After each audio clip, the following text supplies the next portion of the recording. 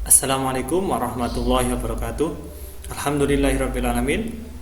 Hari ini kita akan melanjutkan diskusi pembelajaran kita mengenai materi pada hari ini, yaitu masih tentang Pancasila. Ya, sebelum materi kita lanjutkan, mari kita awali dengan membaca doa terlebih dahulu. Doa dimulai. Doa selesai. Ya, gimana kabarnya hari ini? Ya, semoga kalian dalam keadaan sehat walafiat, ya, amin. Ya, materi hari ini adalah melanjutkan materi kemarin, yaitu tentang Pancasila. Kalau kemarin adalah lebih mengarah ke teks Pancasila, ya, kalau sekarang adalah bagian lain dari Pancasila, yaitu lambang Pancasila atau gambar Garuda Pancasila. Nah, mengenai lambang Pancasila sendiri, nah ini ada dua pertanyaan di awal ini ya. Dan nantinya kalau kita sudah mempelajari pada materi ini, kita akan mengetahui jawaban dari dua pertanyaan ini. Yang pertama adalah siapa yang mendesain lambang Pancasila? Nah, kalau kemarin kan yang mencetuskan teks Pancasila adalah Insinyur Soekarno ya, dalam rapat pertama BPUPKI itu ya. Nah, kalau ini siapa yang mendesain? Apakah juga Insinyur Soekarno atau Muhammad Hatta atau yang lain? Nah, kemudian setelah lambang dibuat, kapan masyarakat pertama kali melihat lambang Pancasila? Nah, tentunya kalau melihat pembahasan seperti ini, nah itu kita bisa melihat menerawang apakah teks Pancasila dan lambang itu bersamaan ya. Berarti pada saat itu rapat kemarin itu mereka menyusun teksnya sekaligus lambangnya, atau hanya teksnya saja. Nah, supaya tidak penasaran, mari kita lanjutkan materinya itu ya.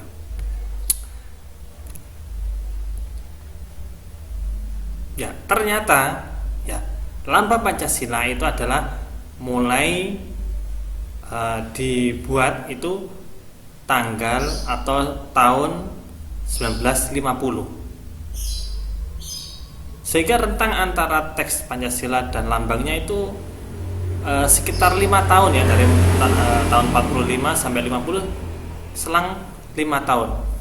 Dari selang 5 tahun ini berarti Pancasila ini belum mempunyai lambang ya, hanya berupa teks saja. Sehingga belum ada yang bisa dipajang di gedung-gedung, itu belum ada Garuda Pancasila itu, karena ternyata itu mulai tahun 50. Nah, tahun 50 ini ada acara yang memang tujuannya adalah membuat lambang Pancasila karena sudah ada teksnya tadi, yaitu pada acara yang diadakan oleh PLN. Ya, apa itu PLN? Ya, bukan pembangkit listrik negara ya, bukan. Ini PLN yang lain, yaitu Panitia Lencana Negara.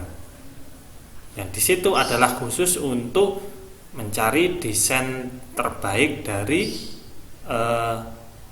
Pancasila itu sendiri. Nanti berupa lambang.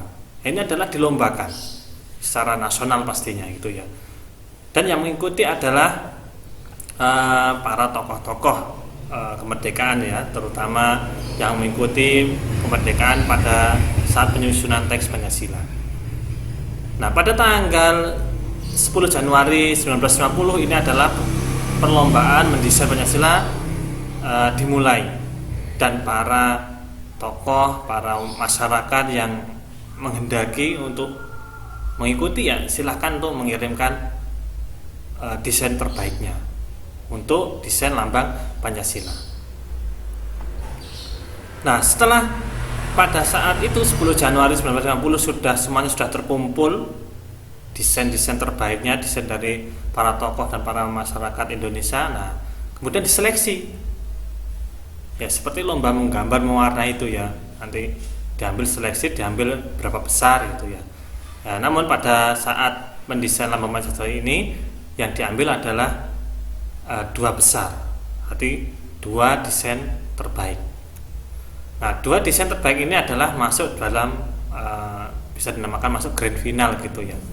Berarti dari 2 ini siapa saja atau desain siapa yang paling sesuai dengan isi teks dari Pancasila itu sendiri. Nah, yang masuk dalam grand final adalah Yang pertama adalah Muhammad Yamin, yang kedua adalah Sultan Hamid. Nah, ini adalah dua tokoh yang masuk dalam grand final desain lambang Pancasilanya. Ya, Muhammad Yamin sudah kita kenal ya, bahwa beliau mengikuti dalam prosesi penyusunan teks Pancasila ya, yang diadakan tahun 1945. Nah, sedangkan Sultan Hamid sendiri adalah salah satu keturunan raja dari Kalimantan ya. Ya, nanti bisa dipercek sendiri Sultan Hamid dari mana ya. Tapi beliau adalah salah satu keturunan dari Raja Kalimantan, karena dulu masih ada bentuk kerajaan dan Sultan Hamid adalah salah satu keturunannya. Dan beliau juga termasuk anggota dewan dalam pemerintahan gitu ya. Berarti bukan hanya sekedar anak raja, bukan ya, tapi juga menjadi pejabat dalam negara pada saat itu. Hampir sama dengan Muhammad Yamin, sama-sama orang tokoh yang menjabat pada setelah Indonesia merdeka. Nah, desain mereka ini masuk dalam grand final atau termasuk dua desain terbaiknya. Nah, kemudian dari dua desain ini dirapatkan oleh pemerintah dan DPR. Nah, di mana desain siapa yang paling sesuai untuk lambang Pancasila. Ya, setelah dirapatkan, nah yang dirapatkan itu seperti apa desain dari keduanya? Nah, ini adalah desain yang masuk grand final. Ya, dua desain ini adalah desain terbaik yang disusun oleh masing-masing oleh Muhammad Yamin dan Sultan Hamid itu ya. Nah, setelah dirapatkan oleh pemerintah dan oleh DPR, nah, kemudian diputuskan, maka lambang yang sesuai dengan isi dari Pancasila adalah lambangnya yang ini. Ya, di situ ada seperti gambar burung, kemudian ada perisai, kemudian ada tulisan lingkaran yang berbunyi Republik Indonesia Serikat itu ya. Nah, ini adalah yang dinyatakan lebih sesuai dengan isi teks Pancasila daripada desain yang satunya tadi. Nah ya, desain yang menjadi pemenang ini, nah ini desainnya siapa? Punyanya Muhammad Yamin atau Sultan Hamid? Ya, ini adalah desain dari Sultan Hamid.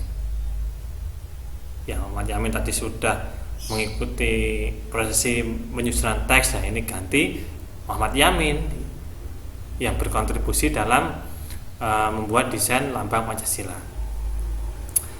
Nah, setelah diputuskan dalam rapat dan DPR bahwa lambang inilah yang akan digunakan untuk lambang Pancasila, maka selanjutnya tidak serta-merta desain dari lambang ini langsung digunakan, tidak. Tapi perlu adanya revisi-revisi ya. Revisi sendiri ini adalah ada dialog khusus antara si pembuat desain yaitu Sultan Hamid dan juga Insinyur Soekarno dan juga jajarannya ya, mungkin dengan Pak Hatta juga.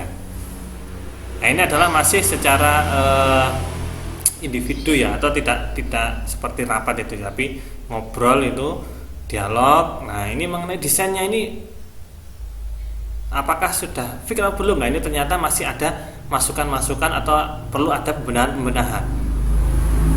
Nah, tadi itu adalah tanggal berapa tadi? Tanggal 10 Januari itu ditetapkan, kemudian sebelum sampai 8 Januari ya, mungkin sebelum 8 Januari ya sekitar tanggal 1 sampai tanggal 7 itu Sultan Hamid sudah merevisi dari masukan-masukan yang diberikan oleh Pak Soekarno. Nah, ini adalah lambang Pancasila yang sudah direvisi.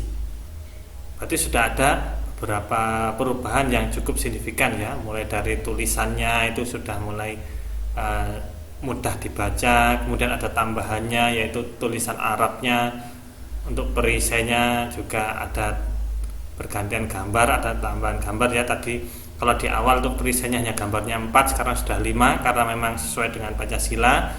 Kemudian mengenai gambar burungnya juga sudah ada revisi gitu ya. Nah, ini sebelum tanggal 8 Februari. Nah, setelah direvisi Nah, ini kan juga diajukan lagi kepada beliau, Pak Karno. Nah, apakah memang desain yang sesuai dengan yang disampaikan tadi sudah sesuai apa belum? Nah, disampaikan lagi kepada Insinyur Soekarno. Nah, ternyata masih ada yang perlu diperbaiki supaya memang sesuai dengan isi dari Pancasila dan juga menggambarkan keadaan dari bangsa Indonesia seperti itu. Nah, selanjutnya direvisi lagi oleh Sultan Hamid sebagai yang mempunyai desainnya tadi ya. Nah, setelah direvisi kemudian diajukan lagi kepada Insinyur Soekarno.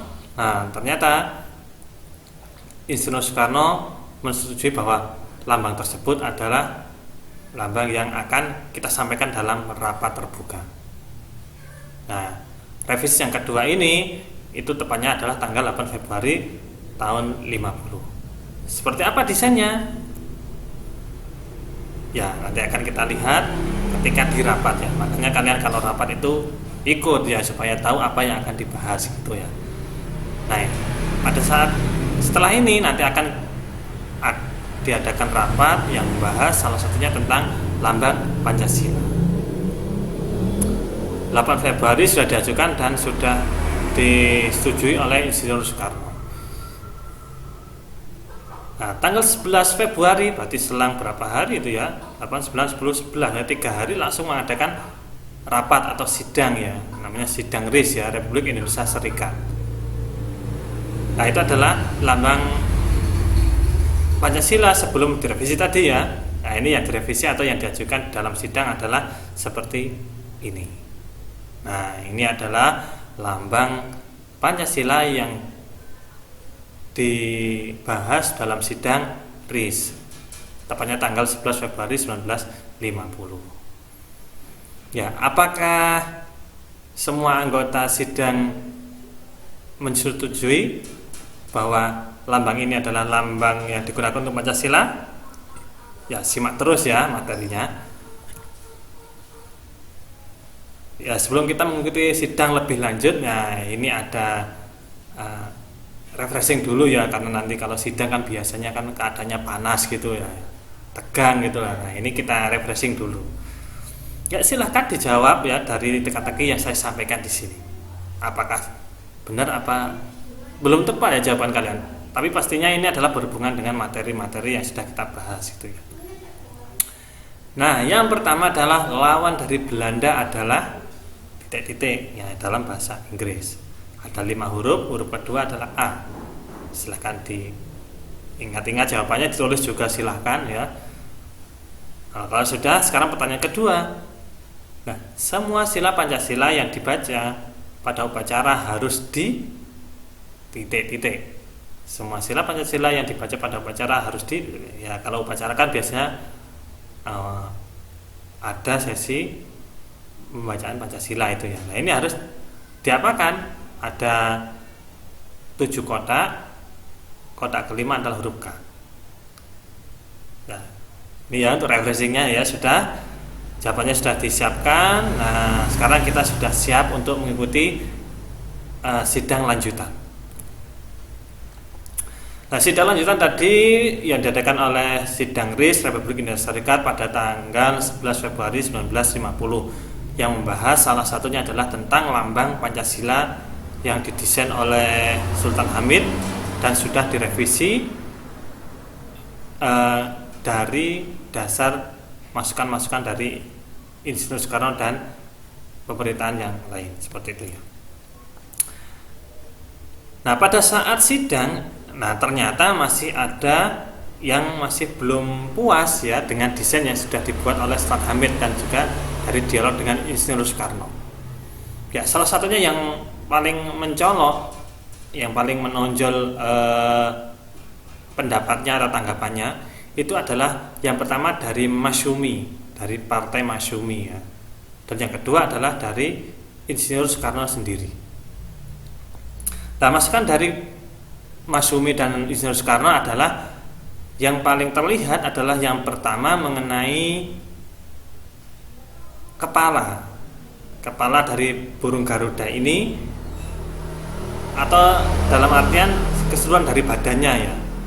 Ini kalau ada badannya seperti manusia, kemudian punya sayap, ini kan seperti hewan apa ya, kayak jadi-jadian seperti itu. Nah ini mereka menganggap mending dibuat memang jenis hewan yang sepenuhnya, sehingga itu anggota badannya nanti dimiripkan dengan hewan benar. Kalau ini adalah hewan burung, maka ya nggak perlu pakai ada tangan ya, karena mereka sudah mempunyai sayap. Nah untuk mensiasatinya, nah tangannya itu seakan-akan ada di belakang perisai, sehingga kalau kita lihat ya lambang Pancasila sekarang itu kan pasti nggak ada tangannya ya, walaupun mungkin ya sebenarnya itu adalah tangannya ada di belakang dari perisai itu ya, jadi nggak kelihatan ya kalau digambar. Tangannya dihilangkan dan badannya dimiripkan dengan gambar badan burung gitu ya. Kemudian untuk kepalanya juga disesuaikan. Kalau burung ya bentuknya seperti itu, ada jambulnya, ada rambutnya ditambahkan. Kalau ini kan masih gundul ya gitu, kasarannya gitu. Ditambahkan jambul atau rambut dari burung tersebut. Nah, kemudian masukannya lagi yang paling menonjol adalah tata cara burung Garuda itu menggenggam pita.